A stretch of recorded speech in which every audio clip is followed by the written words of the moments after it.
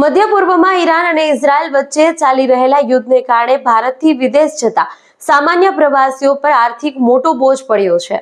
નમસ્કાર, પ્રાઇમ રિવ્યુમાં આપનું સ્વાગત છે. એક અહેવાલ મુજબ ભારતીય વિમાન કંપનીઓએ આંતરરાષ્ટ્રીય ઉડાનના ભાડામાં સીધો 15% વધારો ઝીકી દીધો છે. ખાસ કરી ભારતથી લંડન, અબુધાબી અને અન્ય દેશોમાં જતા મુસાફરોને હાલમાં આ ભાવ વધારાનો સામનો કરવો પડી રહ્યો છે. જો આપણે દિલ્હીથી લંડનના ભાડાની વાત કરીએ તો સામાન્ય દિવસોમાં આ ટિકિટનું ભાડું 32,000 થી 40,000 રૂપિયા આસપાસ મળતી હોય છે, પરંતુ સોમવારે આ જ ટિકિટનો ભાવ વધીને 90,178 રૂપિયા પર પહોંચી ગયો છે, જે લગભગ 1 લાખ રૂપિયા નજીક છે.